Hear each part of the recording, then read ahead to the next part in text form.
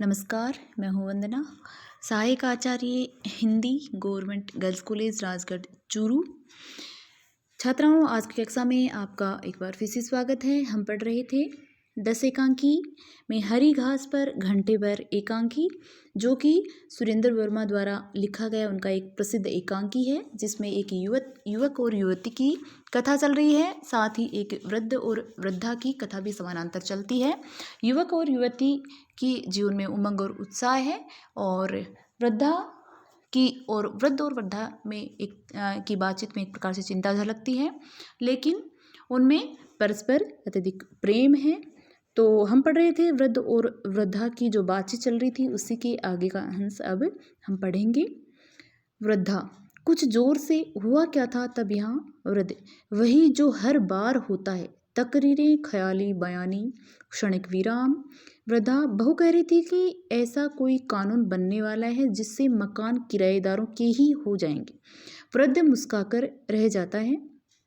वृद्धा आत्मलीन सी: मैंने अच्छा किया जो बहू की बात मानकर इंदिरा गांधी को वोट दिया, तुम भी चले जाते तो। वृद्ध गहरी सांस लेकर: आलम पैसे, मरगे माँ चे दरिया चे शराब। वृद्धा सचेत होकर: ये निगोड़ी फारसी में क्या बोले? वृद्ध: किसी शायर का मिसरा है कि हमारे मरने के बाद दुनिया में चाहे समुंदर रहे चाहे रेगिस्तान। नेपथ्य से ताज़ी मूंगफली, गर्मा गर्म मूंगफली का स्वर, फेरी वाले लड़के का प्रवेश होता है। लड़का 15 पैसे की एक पुड़िया, ताज़ी मूंगफली, गर्मा गर्म मूंगफली, वृद्ध वृद्धा के सामने ठिठकता है। वृद्ध: नहीं चाहिए भाई, जब दांत ही नहीं है तो। लड़का पुकार लगाते हुए स्त्री पुरुष के सामने रुकता है। लड़का: निकालो एक पुड़िया साहब। क्षणिक विराम। युवक कहता है, संकेत सहित इशारा करता है, अरे भाई मूंगफली। लड़का: आया साहब। लपक कर निकट आता है। युवक 2 पुड़िया लेता है, पैसे देता है। अगले संवाद के बीच पुकार लगाने के मुका भीने के साथ लड़के का प्रस्थान होता है। युवती एक दाना मुंह में डालकर: आज दिन भर तुमने क्या किया? युवक: उसी प्रकार बताऊं? युवती: हूँ। किसी से टाटा करने के बाद 10:15 बजे ऑफिस पहुंचा। युवती: किससे टाटा करने के बाद? युवक: है कोई? युवती: अच्छा किया। युवक: रजिस्टर में हाजिरी लगाई गई।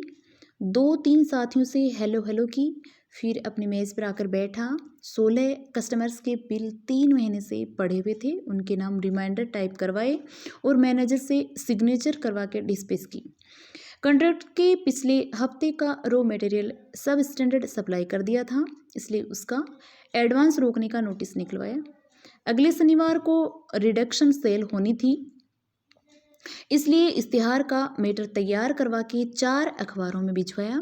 फिर झपटकर एक सिगरेट मुंह में दबाई और जैसे ही जलाने को हुआ तो सिनग्ध दृष्टि से युवती को देखता है।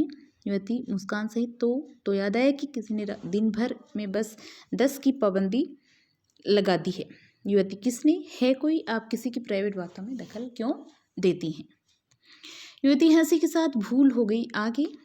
5 मिनट बाद सिर में कुछ दर्द महसूस हुआ और थोड़ा टेम्परेचर। युवती तत्क्षण युवक का हाथ छूकर देखती है तो एस्प्रो की 2 गोलियां मंगवाई और हाफ सेट चाय का ऑर्डर देते देते रुक गया, क्योंकि किसी ने फिजूल खर्ची से बचने की ताकीद की। युवती किंचित आवेश में: बस तुम्हारी यही एक बात है जो मुझे बिल्कुल। युवक मज़े से गोली निगलने के बाद एक गिलास ठंडा ठंडा पानी। युवती: तबीयत बिगड़ी बड़ी है या पैसा? तुम्हें मेरी कसम। जो? युवक गटागट पी लिया, फिर पंखे को पूरी स्पीड पर चलाकर आगे। फिर कभी ऐसा किया? तुम हो तो मेरे लिए सब कुछ है। पल्लू का छोर आंखों से छुआती है। ओहो मधु, मैं तो हंसी कर रहा था। तरल स्वर में: हाँ, किसी की जान जाए तुम्हारी हंसी। अरे भाई मैं तो। युवती दूसरी ओर मुड़ते: मुझसे बात करने की जरूरत नहीं है, मुझे बोलना ही नहीं है किसी से। बस। परवर्ती दृश्य के बीच युवक युवती को मनाता रहता है और अंत तो गत्वा सफल हो जाता है। स्त्री: चलो रज्जू का दाखिला तो हो गया। मैं तो चिंता के मारे। पुरुष: हो तो गया, पर आईआईटी का बोझ उठाना कुछ मामूली बात नहीं है, फिर साथ में तीनों बच्चों की पढ़ाई। स्त्री: सो तो है, पुरुष कहता है और मुश्किल ये कि सभी ऊंची क्लासों में आते जाएंगे। रज्जू का तो खैर 5 साल का सिलसिला हो ही गया। अगले साल आशा बीए पास कर लेगी, फिर तोरस प्रकाश हायर सेकेंडरी कर लेगा और गुड्डी जूनियर से सीनियर स्कूल में आ जाएगी। स्त्री और इनके साथ हारी बीमारी, नाते रिश्तेदारी, सभी कुछ तो लगा है। पुरुष लंबी सांस लेकर, हाँ रज्जू की माँ, बड़े कठिन है ये 5-6 साल। स्त्री सुनो, पुरुष कहता है हूँ, अगले साल आशा की नौकरी न हो जाए, अब तो सभी लड़कियां करने लगी। तनिक ठहर कर विचारपूर्ण स्वर में, हाँ करने तो लगी हैं, थोड़ा सहारा हो जाएगा, फिर अभी ब्याह की कोई भी जल्दी नहीं है, 18वां ही तो है। पर बात यह है कि करेगी क्या, मौसी की रश्मि तो किसी स्कूल में पढ़ाती है न। पुरुष, लेकिन उसके लिए ट्रेंड होना चाहिए, यानी 1 साल फिर बीएड में लगेगा और यहाँ तो एडमिशन ही होना बड़ा मुश्किल है, तो किसी दफ्तर अफ्तर में। पुरुष, हाँ office keeping type short hand के कोर्स होते हैं 3-1 महीने के, शाम को क्लासें होती हैं उनकी, नौकरी भी जल्दी ही मिल जाती है। कुछ रुककर, थोड़ी हिचकिचाहट से, बस यही लगता है कि सयानी लड़की का अकेले आना जाना। स्त्री ऐसा कहती है। पुरुष, तो क्या किया जाए रज्जू की माँ, मन पक्का करना ही पड़ेगा, थोड़ा तजुर्बा हो जाए उसे तो आगे चलकर मेरे ऑफिस में गुंजाइश हो सकती है। वृद्धा एक और संकेत। तो स्त्री पुरुष की बातचीत के बाद में अप्रासंगिक कथा के रूप में वृद्धा और वृद्ध की बातचीत चलेगी। एक और संकेत सहित, हाय राम, देखो तो कैसे कपड़े पहने हैं वो लड़की, एक नज़र देखकर, क्यों तुम्हारी लाडली जैसे ही तो हैं। वृद्धा, रहने दो, इतनी बेहयाई के कपड़े नहीं पहनती डोली। वृद्ध, यानी इसे कुछ कम बेहयाई के तो पहनती है, जमाना बदल गया है अब। वृद्धा कहती है। वृद्ध, वो तो जाहिर है तुम्हारी बहू ही उसे रोज़ क्या कहते हैं, उसे बेल बॉटम चढ़ाए हुए थी, वो तो डोली ने भेंट किया था अपनी माँ के जन्मदिन पर, उसने जिद की तो बहू बेचारी को पहनना पड़ा। वृद्ध, ठीक है, अब तुम भी ले लेना यही भेंट अपने जन्मदिन पर। वृद्धा कहती है, तुम तो बेकार, रुक जाती है विराम, तुम्हारी डोली से अब बात नहीं होती कुछ। वृद्ध कहता है फीकी मुस्कान से, उसे फुर्सत ही कहाँ होती है मेरे पास बैठने की, अभी तो कायनात खुल रही है उसके सामने परत दर परत। वो तो कह रही थी कि दादाजी मुझसे कुछ नाराज़ हैं, बोलते नहीं। वृद्ध कहता है मैं न किसी से नाराज़ हूँ न खुश हूँ, अब तो बस खामोश है और तमाशाए अहले जहाँ देखते हैं। अपनी ही धुन में पिंटू भी कह रहा था कि अब मुझसे बात।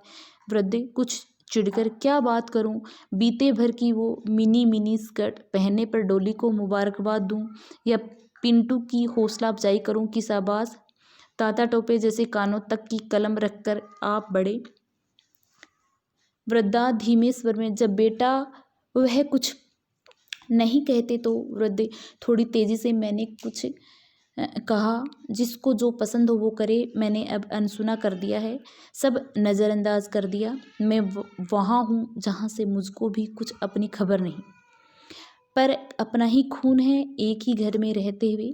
हाँ बिल्कुल, बचपन की यही डोली थी जो शबो रोज़ मेरे सीने पे गरेबा की तरह रहती थी, लेकिन अब उसका तौर तरीका फ़र्क है जो मुझे पसंद नहीं।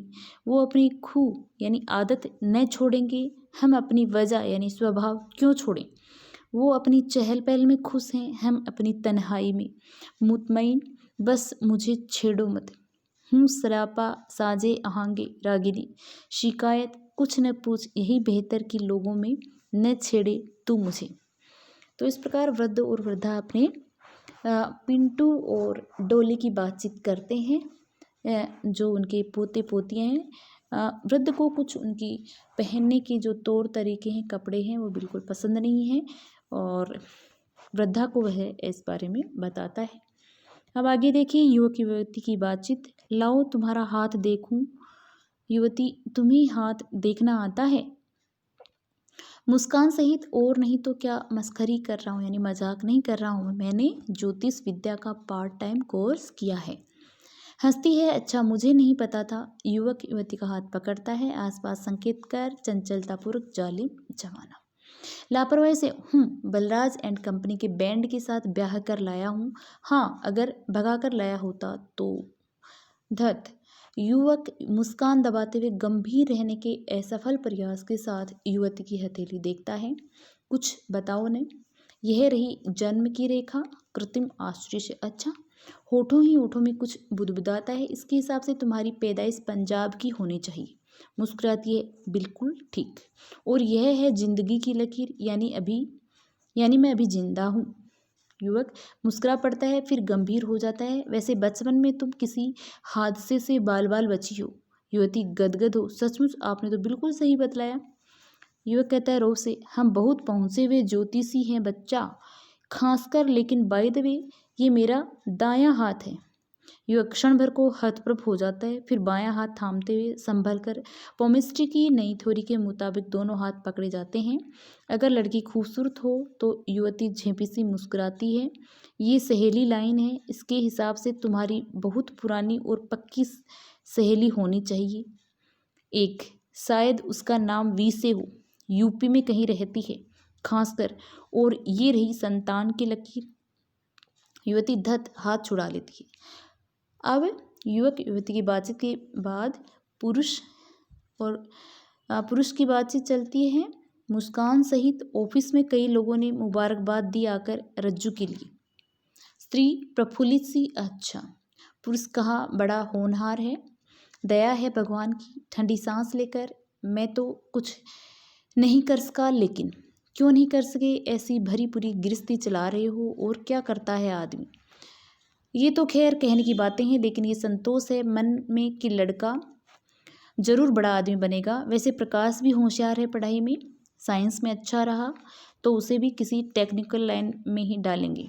कुछ ठहर कर भेद भरे स्वर में, एक बात बताऊं, स्त्री कहती है। पुरुष क्या, रज्जू मन ही मन बहुत इज्जत करता है तुम्हारी। पुरुष अत्यंत उत्सुक हो प्रश्नसूचक दृष्टि से देखता है।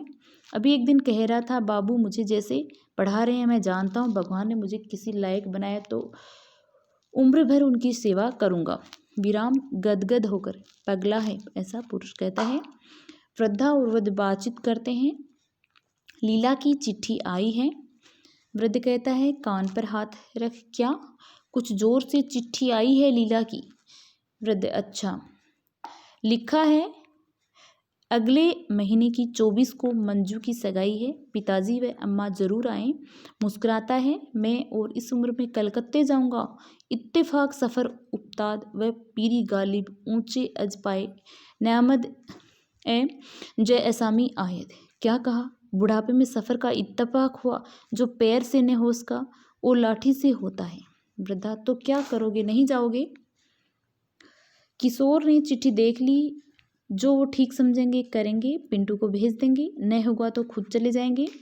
ऐसा है पीर बजाय पीर। वृद्धा की प्रश्नसूचक दृष्टि देकर बूढ़े की लकड़ी बूढ़े की नुमाइंदगी करती है। वृद्धा तनिक सोचकर, ठीक है तो फिर मैं नहीं जाऊंगी। स्नेह से वृद्धा की ओर देखता है, कुछ ठहर कर बदले हुए स्वर में, लाजवंती सिर का पल्ला ठीक कर लेती है। 41 साल तो हुए होंगे अपनी शादी को, कुंभ ही पड़ा था ने उससे बरस। कुछ खोए से स्वर में, वृद्धा, हाँ। गहरी सांस लेकर, मैं तो तुम्हें कोई सुख नहीं दे सका, सारी जिंदगी तुम्हारी चूल्हे चौके में ही चली गई। वृद्धा नरमी से, कैसी बातें करते हो, मैं तो अपने को बहुत अच्छे नसीब वाली समझती हूँ, और क्या चाहिए किसी को। लिहाज करने वाले बेटा बहू हैं, लड़की अपनी गृहस्थी में मगन है, सिर पर तुम्हारा हाथ है। अजीज से तुम्हारी तरफ से बेफिक्र हूँ, इसलिए ये जिंदगी और भी बोझ मालूम देती है। बस अब तो उठा ले भगवान, ऐसा वृद्ध कहता है। वृद्धा, छीछी, कभी शुभ भी बोला करो। मेरी तो ये मनोती है कि जब मेरी अर्थी उठे तब तुम कंधा लगाओ। जैसा कि परंपरागत स्त्री मानती है कि हर स्त्री यही सोचती है कि जब वह मरे तो उसका पति जिंदा रहे, यानी पति के सामने ही वह जाए, उसकी अर्थी को वह कंधा दे। इसी प्रकार से वृद्धा भी सोचती है। वृद्ध हल्की मुस्कान से, तुम्हें तो डोली का ब्याह देखना है, पिंटू का बच्चा खिलाना है, तो बाबा मुझे क्यों घसीटती हो अपने साथ। युवक, मधु एक बात तो बताना भूल ही गया, क्या, आज मैंने इंश्योरेंस के कागजों पे सिग्नेचर कर दिए हैं, पता है अब क्या कीमत है मेरी। युवती प्रश्नसूचक दृष्टि से देखती है। 10,000। स्नेहसिक्त उपालम से छी। युवक का हाथ थामकर उससे सट जाती है। बहुत बेशकीमती हो तुम। भाव विभोर होकर कुछ क्षण उसे देखता रहता है। विराम कोमल स्वर में, भल्ला को फोन आया था आज।